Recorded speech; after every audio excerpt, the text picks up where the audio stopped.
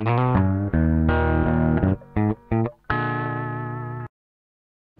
name is Bob Page. I'm the Transalta Professor of Environmental Management and Sustainability here at the University of Calgary.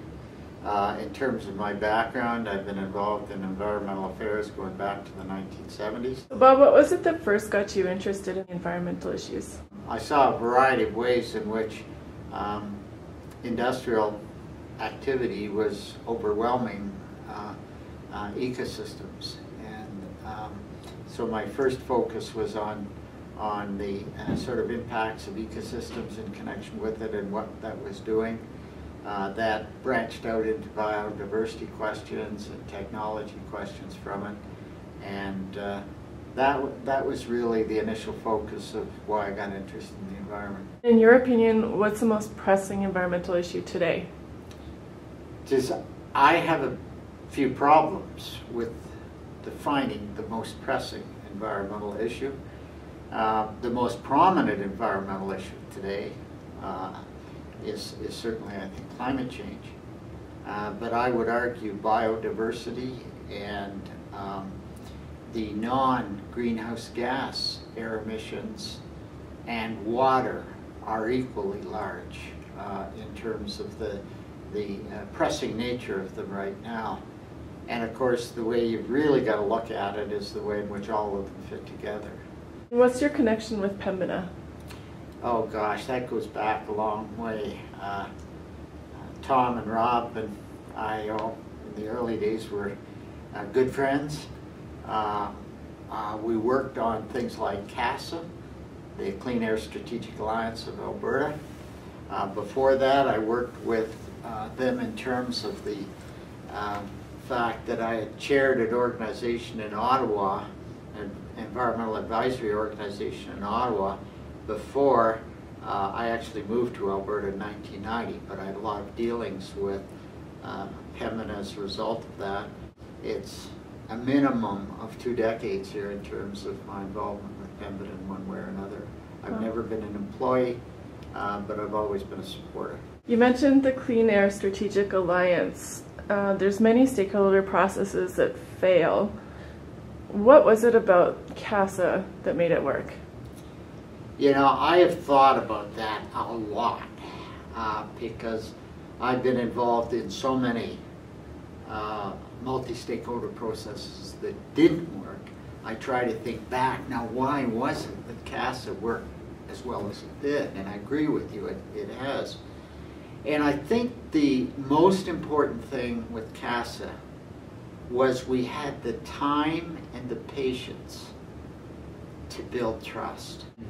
In the CASA process, and I was involved in it for, I guess, about 9 years, the really good thing is we got to know each other really well.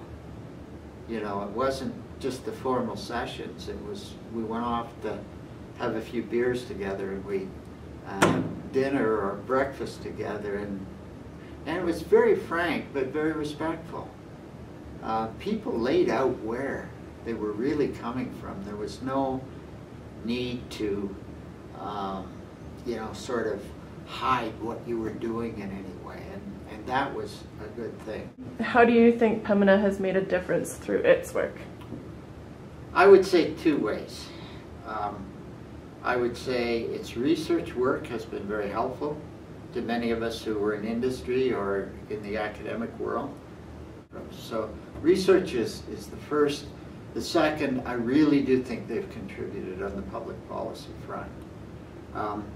When I joined the TransAlta Corporation as vice president in 1997,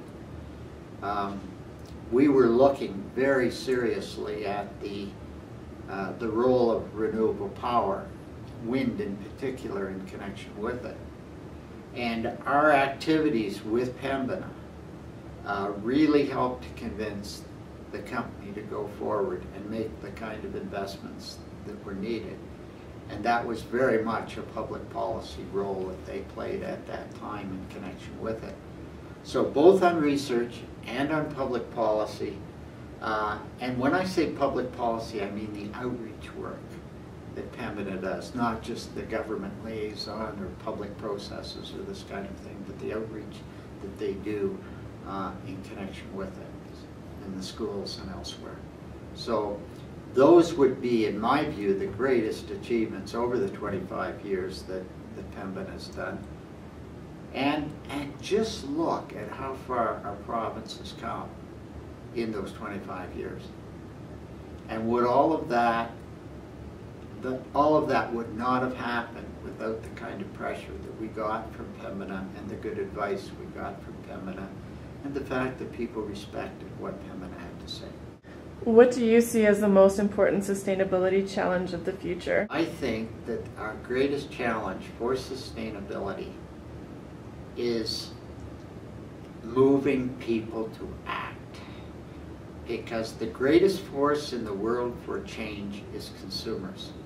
When consumers decide they've had it with a product, that product is dead. And so if we can begin to mobilize the enormous potential of consumers, people, then I think that's our greatest challenge. I think to a certain extent it's been our greatest failing so far. And if we can do that with all of the behavioral context that's involved with this, then I think that's our greatest challenge.